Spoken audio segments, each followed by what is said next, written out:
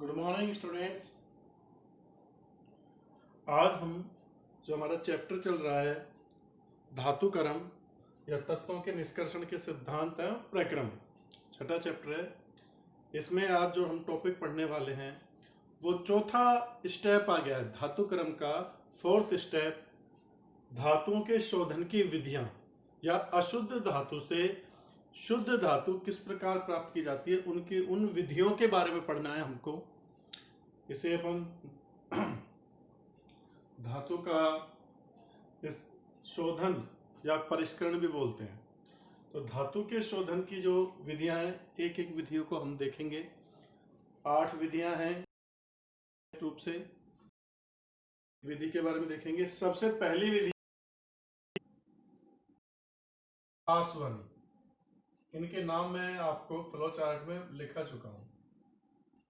आसवन विधि, देखो आसवन कहते किसे हैं? अगर अपन एक जनरली वो देखें कि अपन किसी द्रव या ठोस को वाष्प अवस्था में बदलें और फिर उस वाष्प को ठंडा करके वापस से द्रव अवस्था या ठोस अवस्था प्राप्त कर ले, उस विधि को अपन क्या बोलते हैं?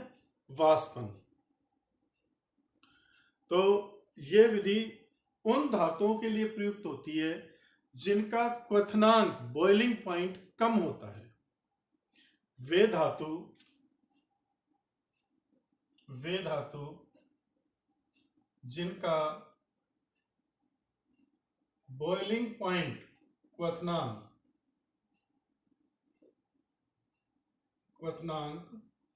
कम होता है किससे? अधात्री से, अशुद्ध या अधात्री से। इनमें अवाष्पशील अशुद्धियां हों, वह इनमें अवाष्पशील अशुद्धि हो जो वाष्प में ना बदले, अशुद्धि हो।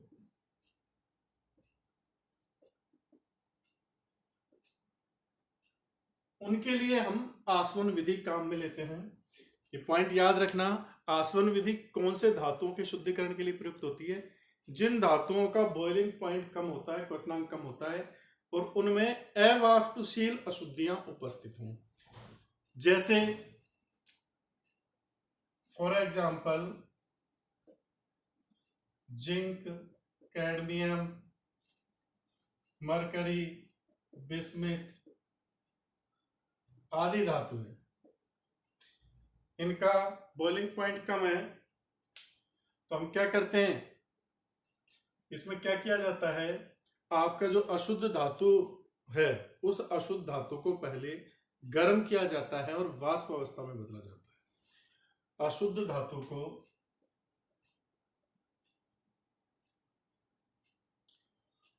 धातु को गर्म करते हैं। गर्म करके हम क्या करते हैं? उसका वाष्प अवस्था में बदल देते हैं, धातु को वेपर फेज में, गैसीय अवस्था में, और आपकी जो अवाष्पशील अशुद्धियां हैं वो नीचे ही रह जाएंगी। इसमें से जो अवाष्पशील अशुद्धियां हैं वो क्या रह जाएंगी? नीचे रह जाएंगी। अब इस धातु का जो आपको धातु की वाष्प प्राप्त हुई है दूसरे पात्र में, इस धातु की वाष्प का संघनन कराया जाता है, ठंडा कराया जाता है। संघनन कराने से हमें शुद्ध धातु प्राप्त हो जाती है। तो प्रोसेस आ गया समझ में? जो आपको धातु प्राप्त हुई है, क्रूड मेटल बोलते हैं, कच्ची धातु जिसमें कि अशुद्धि उपस्थित है, उस अशुद्ध धातु को गर्म करके उसकी वाष्प बनाई जाती है। उसको गर्म करते हैं, बॉइलिंग पॉइंट कम है तो वो वाष्प अवस्था में परिवर्तित हो जाती है धातु, और जो उसके अंदर अशुद्धियां उपस्थित है वो क्या रहती है? शेष वहीं उसी पात्र में रह जाती है। ठीक है ना? इस तरह की व्यवस्था कर दी जाती है। एक पात्र में तो अशुद्ध धातु ले लेते हैं और दूसरे पात्र में हमें शुद्ध धातु प्राप्त हो जाएगी। यहां से तो गर्म करेंगे, इसको गर्म करेंगे तो मेटल की वाष्प जाएगी इधर, इस वाष्प को यहां ठंडा करते हैं। ठीक है ना? यहां से गर्म और इधर ठंडा कर रहे हैं, तो अपन को शुद्ध धातु इधर इस पात्र में मिल जाएगी। ये शुद्ध धातु, इसमें अशुद्ध धातु भरी है, तो धातु तो निकल जाएगी और अशुद्धियां यहां रह जाएंगी नीचे। आगे चीज समझ में, इजी से मेथड है, आपको आ गया होगा समझ में, ठीक है ना। छोटी क्लासों में भी आपने आसवन विधि पढ़ी होगी शुद्धिकरण की, तो वही है। डिस्टिल वाटर नहीं मिलते क्या, आश्रित जल, डिस्टिल वाटर कैसे प्राप्त करते हैं, इसी तरह से प्राप्त करते हैं। अशुद्धियां नीचे रह जाती है, साल्ट्स, और वाटर की वेपर बन जाती है, उस वेपर को दूसरे पात्र में ठंडा कर लेते हैं, जो डिस्टिल वाटर होता है, प्योर वाटर। तो ये इसका स्क्रीनशॉट ले लीजिए भाई, ये पहला मेथड हो गया।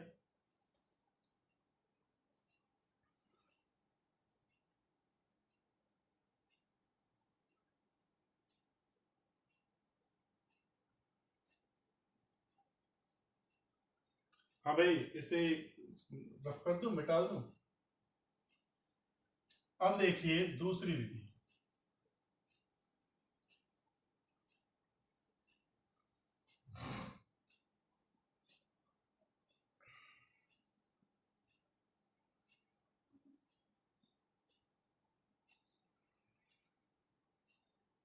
दूसरी विधि है आपका द्रवीकरण, लिक्विएशन, द्रवीकरण पिघलाना, या द्रव गलन विधि भी बोल देते हैं इसको। द्रवीकरण विधि ये कौन सी धातुओं के लिए प्रयुक्त होती है? ये विधि उन धातुओं के लिए प्रयुक्त होती है जिन धातुओं का मेल्टिंग पॉइंट कम होता है। मेल्टिंग पॉइंट मतलब गलनांक कम हो, ठीक है ना। वे धातुएं जिनका मेल्टिंग पॉइंट, गलनांक, पता है ना गलनांक किसे कहते हैं? वह निश्चित ताप जिस पर कोई ठोस द्रव अवस्था में बदलता है। तो मेल्टिंग पॉइंट कम हो तथा उसमें अगलनीय अशुद्धियां उपस्थित हों।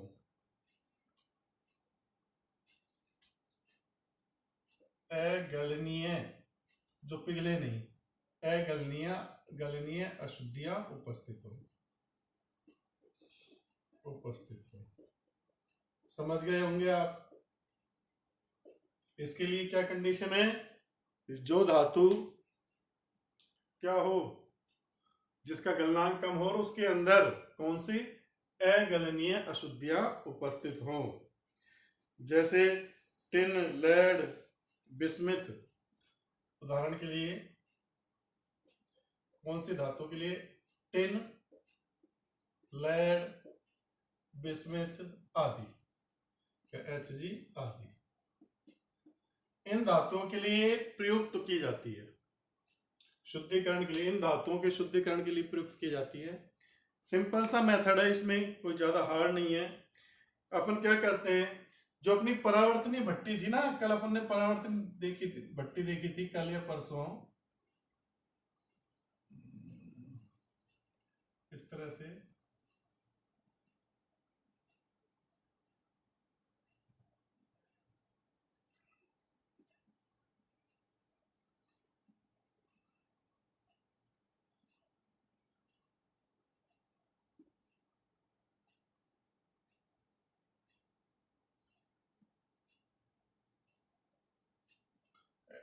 इसमें ये जो ढलवा तल होता है इसका, ये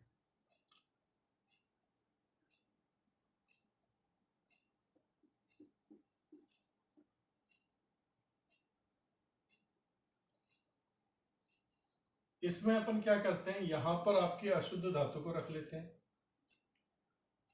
अशुद्ध धातु यहां पर वही आपका ईंधन भरा हुआ है जिससे लपटें निकलेंगी, आग की लपटें, ठीक है ना। कार्बन मोनोऑक्साइड का अक्रिय वातावरण रखा जाता है, CO का अक्रिय वातावरण में इसको गर्म किया जाता है। कार्बन मोनोऑक्साइड के अक्रिय वातावरण में इसको गर्म करते हैं तो जो आपकी धातु है, धातु तो पिघलकर लिक्विड फॉर्म में यहां आ जाती है, इधर इकट्ठा कर लेते हैं इसको, तो ये शुद्ध धातु आ जाएगी। और जो आपकी अशुद्धियां हैं, क्योंकि वो अगलनीय है, पिघल इतने ताप पर पिघलेंगे नहीं, तो अशुद्धियां यहीं रह जाती है, अशुद्धि यहीं रह जाएगी।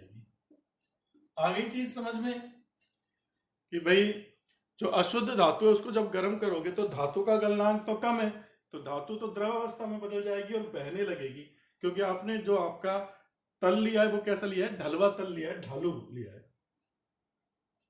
तो ये तो बहेगी, नीचे आ जाएगी शुद्ध धातु, और अशुद्धियां यही रह जाएंगी क्योंकि वो पिघली नहीं है। तो आ गया ये मेथड समझ में, आपको आ गया होगा कि जी मेथड है, इसका भी स्क्रीनशॉट ले लीजिए।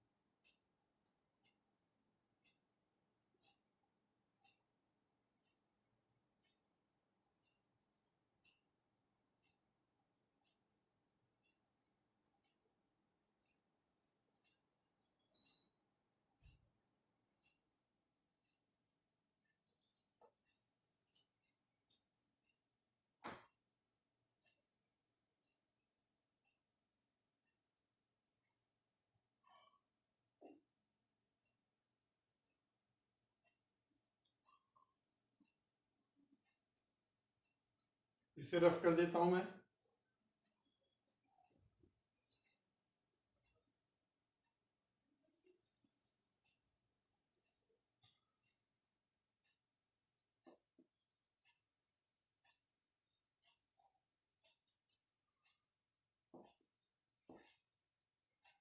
अब आपकी तीसरी विधि आती है पोलिंग या दंड विलोडन।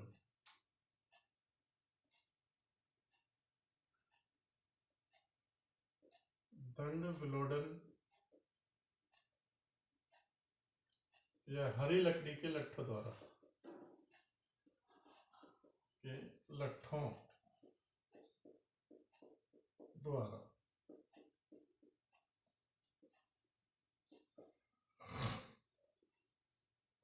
दंड विलोडन या हरी लकड़ी के लट्ठों द्वारा, इसमें क्या होता है, ये विधि मुख्यतः तांबे के शुद्धिकरण के लिए काम में आती है, तांबे के शुद्धिकरण या परिष्करण में। इसमें क्या किया जाता है, जो आपका पिघला हुआ तांबा है, पिघले हुए तांबे को एक पात्र में ले लिया जाता है, जो अशुद्ध है, इसमें अशुद्धियां और मिली हुई हैं, वाष्पशील अशुद्धियां,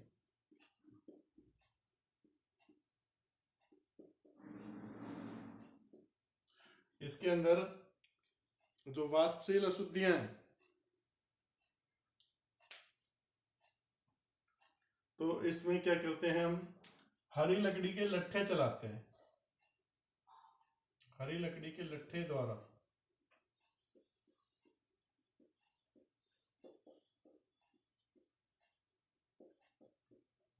इसके द्वारा इसको हिलाते हैं।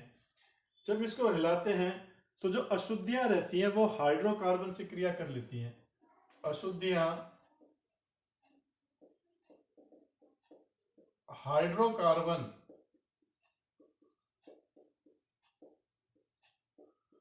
हाइड्रोकार्बन से क्रिया कर, अशुद्धियां हाइड्रोकार्बन से क्रिया कर वाष्पशील ऑक्साइड बनाती हैं,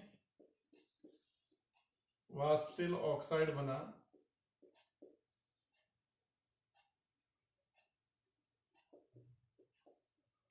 जो वाष्प के रूप में उड़ जाते हैं और हमको शुद्ध धातु प्राप्त हो जाती है। इसमें अशुद्धियां गैसीय रूप में SO2 जैसे सल्फर की अशुद्धियां, AS2 आर्सेनिक की अशुद्धियां, ये निकल जाती हैं इसमें से, ठीक है ना। तांबे के लिए प्रयुक्त होती है इससे जो तांबा प्राप्त होता है वो लगभग 99% शुद्ध होता है। 99% क्या होता है? शुद्ध होता है।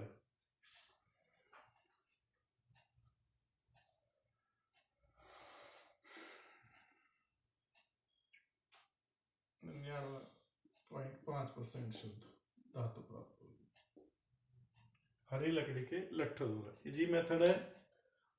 लकड़ी में आपको पता है हाइड्रोकार्बन होता है, वो हाइड्रोकार्बन की कार्बन और हाइड्रोजन ऑक्सीजन से क्रिया करती हैं तो जलवाष्प बन जाती है, कार्बन डाइऑक्साइड बन जाती है, वो उड़ जाती है। ये सल्फर आर्सेनिक की अशुद्धियां उड़ जाती हैं और अपने को शुद्ध धातु प्राप्त हो जाती है।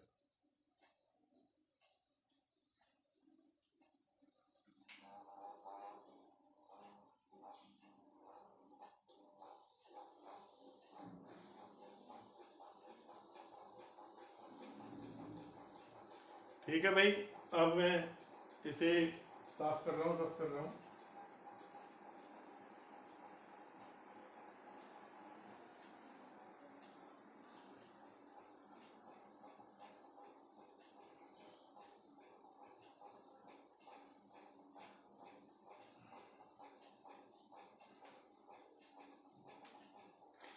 अगला मेथड आता है आपका विद्युत अपघटनी शोधन या विद्युत अपघटनी परिष्करण विधि, जो कि इंपॉर्टेंट है। विद्युत अपघटनी परिष्करण विधि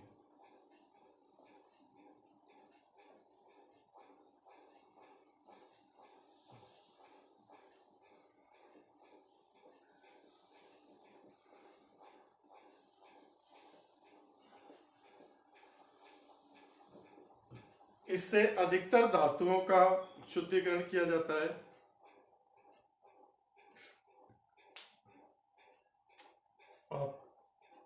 कॉपर का, एजी का, एयू का और भी जो धातु हैं आदि धातुओं का, लगभग सभी धातुओं का, इससे 100% शुद्ध धातु प्राप्त हो जाती है हमको। विद्युत अपघटनी परिष्करण विधि में क्या किया जाता है? एक सेल बनाया जाता है। क्या बनाया जाता है? एक सेल बनाया जाता है।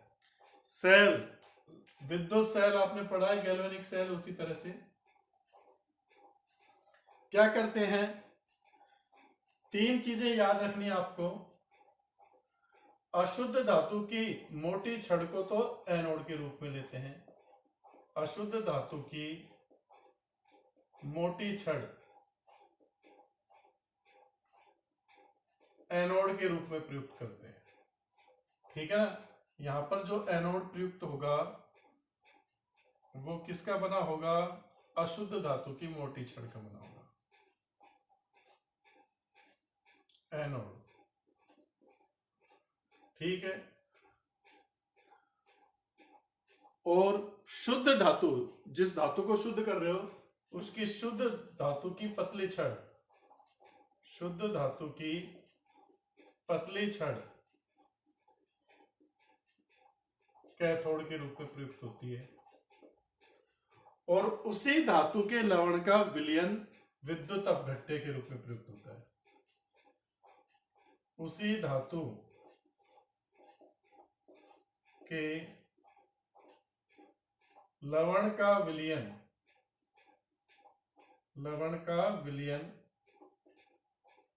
विद्युत अपघट्य के रूप में प्रयुक्त होता है। विद्युत अपघट्य के रूप में प्रयुक्त किया जाता है। ये 3 चीजें आपको ध्यान रखनी है।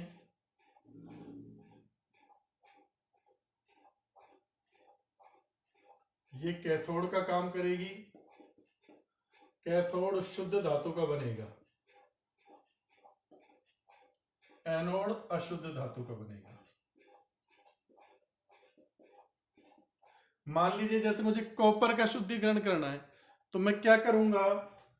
जिस कॉपर को शुद्ध करना है उस कॉपर की मोटी छड़ को तो एनोड के रूप में काम में लूंगा और कॉपर की शुद्ध धातु की, शुद्ध कॉपर की बनी हुई पतली छड़ को कैथोड के रूप में, और कॉपर सल्फेट का ही मैं जलीय विलयन ले लूंगा। कॉपर सल्फेट का विलयन, कॉपर को शुद्ध करना है तो कॉपर के लवण का विलयन ले लो। कॉपर सल्फेट का जलीय विलयन ले लिया, एक्वेटिक। इनका संबंध अपन किससे कर देते हैं, बैटरी और स्विच से, प्लस ये माइनस। अब होता क्या है कि यहां से एनोड पर ऑक्सीकरण की क्रिया होती है, हमको पता है, और कैथोड पर अपचयन की क्रिया होती है।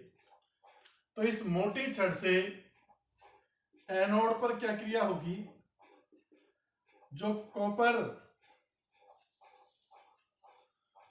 है जो, वो अपने 2 इलेक्ट्रॉन त्याग कर, कॉपर अपने इलेक्ट्रॉन त्याग कर कॉपर +2 के रूप में विलयन में आ जाएगा। ये सॉलिड है कॉपर धातु, ये विलयन में आ जाएगा और 2 इलेक्ट्रॉन मुक्त करेगा। तो एनोड पर तो किसकी क्रिया हो गई, ऑक्सीकरण की।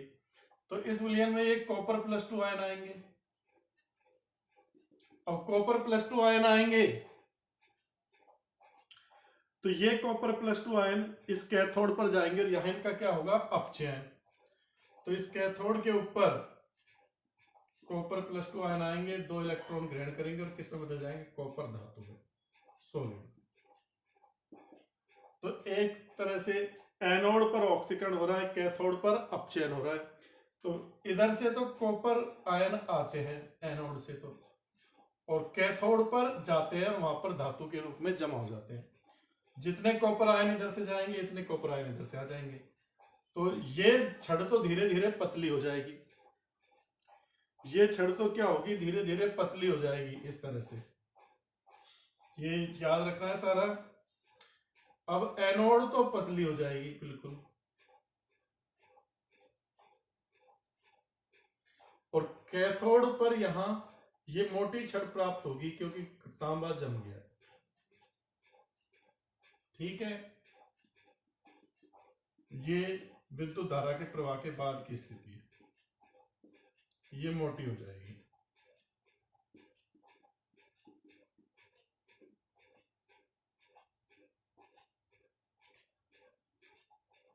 शुद्ध धातु मिल जाएगी यहां, शुद्ध कॉपर। ठीक है भाई। और इसके साथ जो अशुद्धियां आएंगी, हमें पता है अशुद्धियों पर कोई चार्ज नहीं है, अशुद्धियां विद्युत अपघट्य के रूप में नहीं है, तो वो अशुद्धियां जो विलयशील अशुद्धियां तो इस विलयन में घुल जाएंगी, और जो अविलयशील अशुद्धियां वो एनोड के नीचे यहां जम जाएंगी। अविलयशील अशुद्धियां क्या होंगी, यहां पर जम जाएंगी ऐसे। इनको बोलते हैं एनोड पंख या anode mud, anode mud. Anode पंख या एनोड मड बोला जाता है इनको, जो कि नीचे एनोड के नीचे इकट्ठी हो जाती हैं अविलयशील अशुद्धियां। घुलनशील अशुद्धियां इसमें घुल जाती हैं, और शुद्ध तांबा हमको कॉपर है जो शुद्ध तांबा वो कैथोड पर प्राप्त हो जाता है, और इसको हम हटाकर अलग कर पिघलाकर अपना शुद्ध तांबा प्राप्त कर लेते हैं। कैथोड को पिघलाकर हमें शुद्ध तांबा मिल जाता है। तो ये मेथड है आपका विद्युत अपघटनी परिष्करण विधि।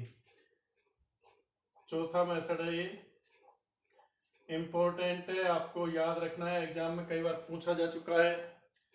क्या क्या होता है इसमें, अशुद्ध धातु की तो मोटी छड़ को एनोड के रूप में काम में लिया जाता है, शुद्ध धातु की पतली छड़ को कैथोड के रूप में काम में लिया जाता है, और उसी धातु के लवण का विलयन बनाया जाता है। एक बार इसका स्क्रीनशॉट ले लीजिए भाई।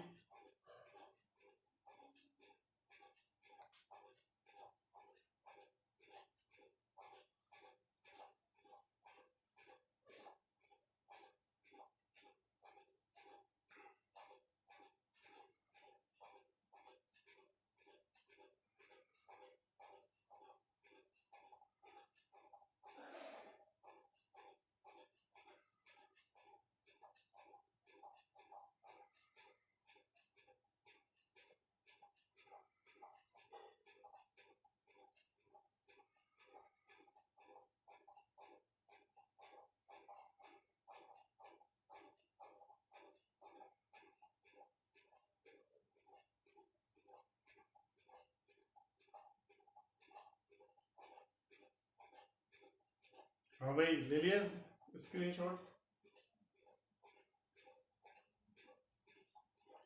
अब देखते हैं अगली पांचवी विधि आपकी क्षेत्र परिशोधन या मंडल परिष्करण।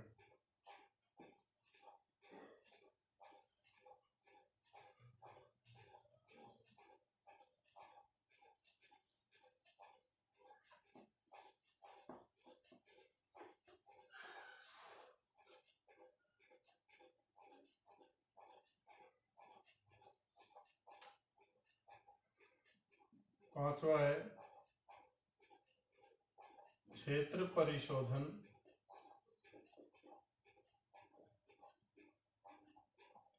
या मंडल परिष्करण। ये भी इंपॉर्टेंट है, इसका डायग्राम कई बार बनवा चुका है बोर्ड में।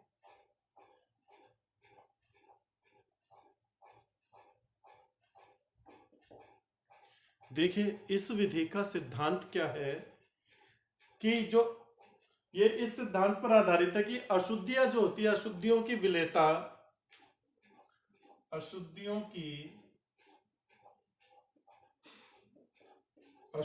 की विलेयता ठोस अवस्था की तुलना में पिघली अवस्था में अधिक होती है। पिघली अवस्था में अधिक होती है।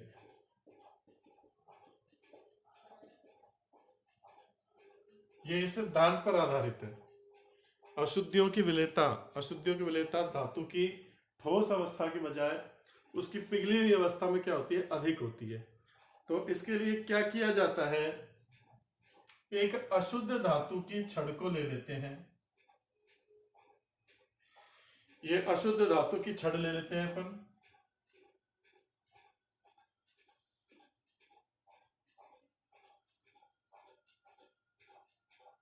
अशुद्ध धातु की छड़ लेकर इसके एक किनारे से इसमें एक वृत्ताकार हीटर लगा देते हैं और उस वृत्ताकार हीटर को घुमाते हैं।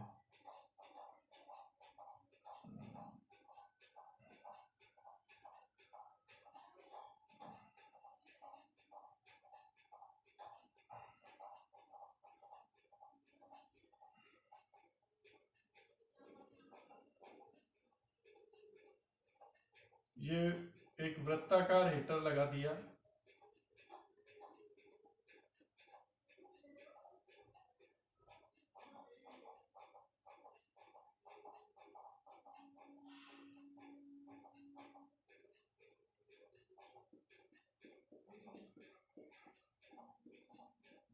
गतिशील वृत्ताकार हीटर है, गतिशील है,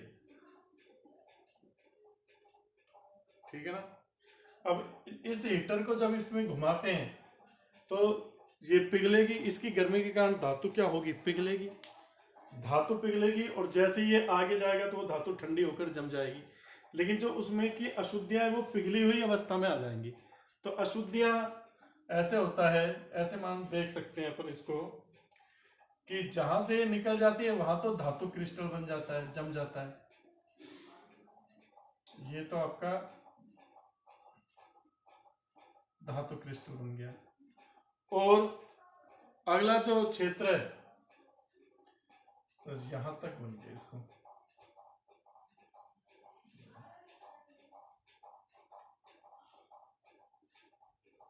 ये तो धातु क्रिस्टल है और जहां ये पिघला हुआ है इसकी हीट से वहां अशुद्धि आ जाती है। ये तो आपका धातु क्रिस्टल है, पुनः क्रिस्टलित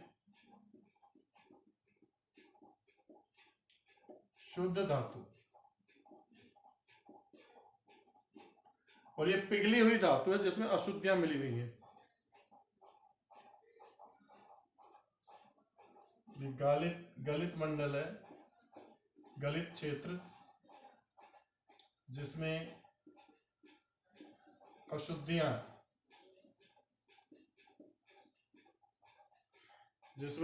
अशुद्धियां उपस्थित हैं।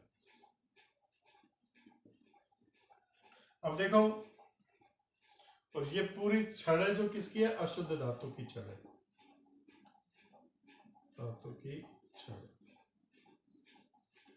होता क्या है, अपन इस हीटर को बार बार एक ही दिशा में इस तरह से घुमाते हैं, तो बार बार ये क्रिया होगी तो अशुद्धियां एक किनारे की ओर चल देंगी।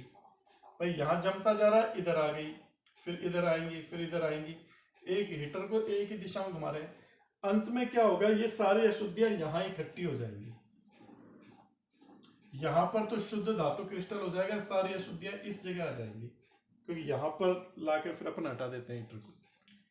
जब ये सारी अशुद्धियां यहां आ जाएंगी तो अपन क्या करेंगे, यहां से इसको तोड़ लेंगे, तो ये अपन को धातु का क्रिस्टल शुद्ध प्राप्त हो जाएगा और अशुद्धियां अलग हो जाएंगी। ये आपका कौन सा मेथड है, क्षेत्र परिशोधन या मंडल परिष्करण। इसके द्वारा अपन अति उच्च शुद्धता वाले अर्धचालकों व अति शुद्ध धातुओं को प्राप्त करते हैं। इनके उदाहरण कौन कौन से हैं, जैसे germanium, silicon, arsenic, Galaxy, gallium, indium आदि। ये जो अर्धचालक या धातुएं, इन धातुओं को अति शुद्ध अवस्था में प्राप्त करने के लिए ये विधि काम में ली जाती है। तो इसका स्क्रीनशॉट ले लीजिए, डायग्राम याद रखना है, डायग्राम हर मेथड का याद रखना है, इजी सा है। ये आपके 6th मेथड हो गया।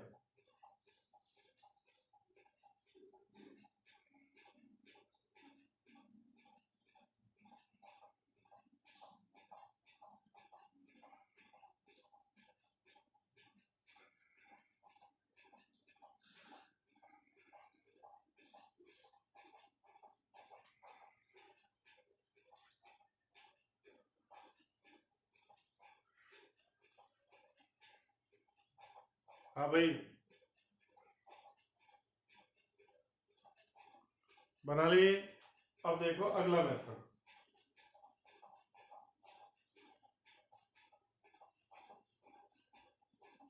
इंपॉर्टेंट है ये भी, इसको भी याद रखना बोर्ड के लिए।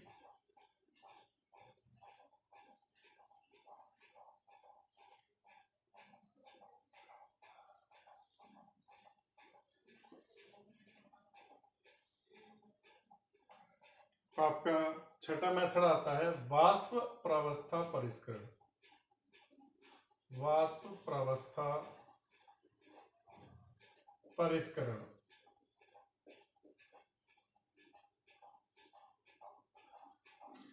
ये इसमें ये क्या है, इसमें क्या किया जाता है, पहले अशुद्ध धातु की किसी उपयुक्त यौगिक से या उपयुक्त तत्व से क्रिया कराकर उसको वाष्पशील यौगिक में बदला जाता है, और फिर इस वाष्पशील यौगिक का क्या कर लिया जाता है, अपघटन या विघटन कर शुद्ध धातु प्राप्त कर ली जाती है। इसमें धातु को उसके वाष्पशील यौगिक में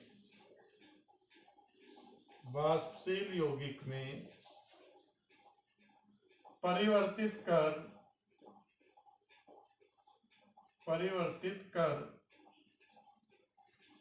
एकत्र कर लिया जाता है, एकत्र कर लिया जाता है।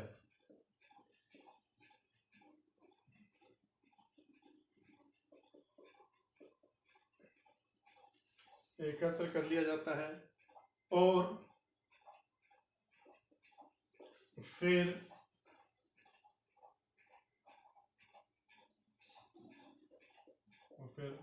वाष्पशील यौगिक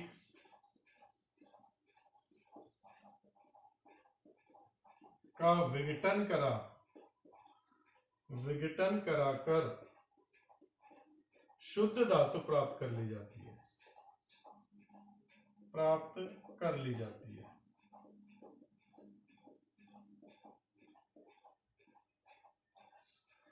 ये वाष्प प्रावस्था मतलब धातु के किसी तत्व से या पदार्थ से क्रिया करा के उसको पहले वाष्पशील यौगिक में बदला जाता है, फिर उस वाष्पशील यौगिक का ही क्या करा देते हैं, विघटन करा देते हैं। अशुद्धियां उनसे क्रिया नहीं कर पाती। जैसे इसके लिए दो विधियां काम में आती हैं। इसकी दो विधियां हैं, इसकी। पहली विधि है मांड प्रक्रम।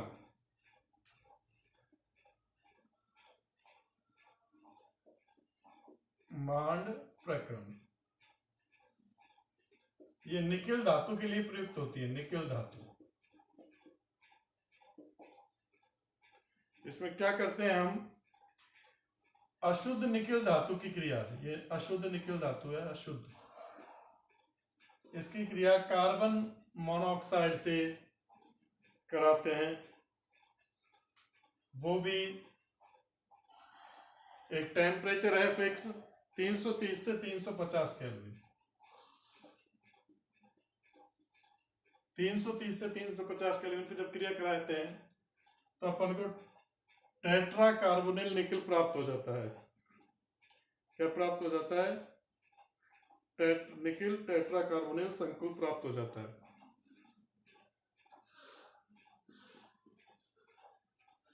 ये संकुल प्राप्त हो गया। ये कैसा है, वाष्पशील, वाष्प अवस्था में। अब क्या किया जाता है, इसकी वाष्प को और उच्च ताप पर गर्म करते हैं तो ये धातु में और वापस से प्राप्त हो जाता है, इसका विघटन हो जाता है। NiCO4,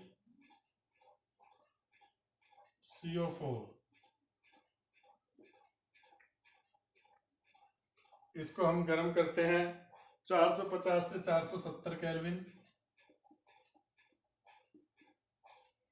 तो हमको शुद्ध निकल धातु प्राप्त हो जाती है और कार्बन मोनोऑक्साइड निकल जाती है। तो इस तरह से पहले वाष्प अवस्था में बदला और फिर उस वाष्प अवस्था का ही क्या करा देते हैं, विघटन करा देते हैं। तो ये तो हो गया आपका मांड प्रक्रम। कई बार पूछ लेता है, ये भी इंपॉर्टेंट है, मांड प्रक्रम और वान आर्केल मेथड दूसरा, ये भी इंपॉर्टेंट है भाई, स्क्रीनशॉट ले लीजिए इसका। मांड प्रक्रम किस धातु के शुद्धिकरण में प्रयुक्त होता है, इस तरह से पूछ लिया जाता है।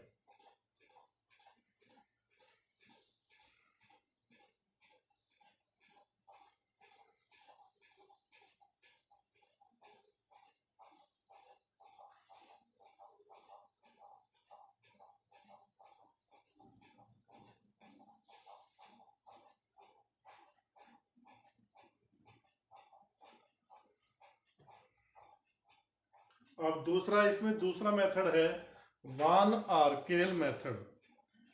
वान आर्केल मेथड या वान आर्केल विधि।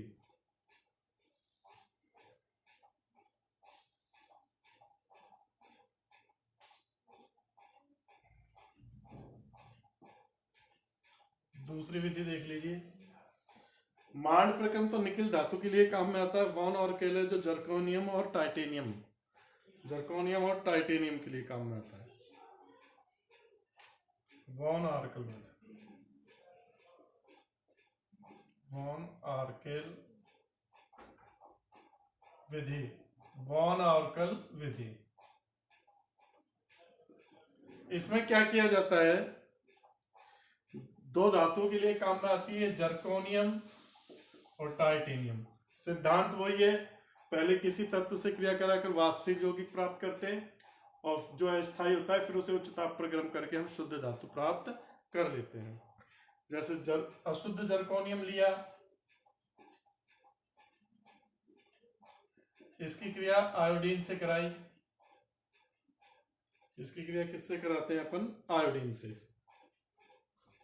और टेम्परेचर रखते हैं इसका 870 केल्विन। तो हमको ये वाष्पशील यौगिक प्राप्त हो गया, ठीक है ना, वाष्प अवस्था में। अब इसका क्या करा देते हैं, टंगस्टन धातु पर उच्च ताप पर 1800 केल्विन ताप पर 1800 केल्विन ताप और टंगस्टन धातु पर इसको गर्म करते हैं तो हमें शुद्ध जर्कोनियम प्राप्त हो जाता है और ये आयोडीन निकल जाती है, शुद्ध धातु। ठीक है ना। ऐसे ही क्या किया जाता है, जो आपका टाइटेनियम है, टाइटेनियम की क्रिया कराई जाती है, सेम मेथड है वही, टाइटेनियम की भी क्रिया कराई जाती है आयोडीन के साथ। डिक्टो ऐसे ही आएगा, टेम्परेचर रखा जाता है यहाँ 500 केल्विन, थोड़ा कम टेम्परेचर है, तो अपन को टाइटेनियम और ये आयोडाइड, टाइटेनियम आयोडाइड प्राप्त हो जाता है। ये अशुद्ध टाइटेनियम है। अब इस टाइटेनियम आयोडाइड का टंगस्टन धातु पर 1700 केल्विन पर क्या कर देते हैं, अपघटन, तो टाइटेनियम शुद्ध प्राप्त हो जाता है और आयोडीन निकल जाता है शुद्ध। तो ये इन दोनों के लिए काम में आता है, जर्कोनियम और टाइटेनियम के लिए। मेथड वही है, याद रखना थोड़ा अभिक्रियाओं को, और एग्जाम्पल याद रखें, वॉन आर्किल से किसका करते हैं, मांड प्रक्रम से किसका करते हैं। ठीक है ना। तो ये आपकी 6 मेथड हो गए। एक मेथड और बचा है क्रोमेटोग्राफी, जो अपन अगली क्लास में देखेंगे। स्क्रीनशॉट ले लीजिए इसका।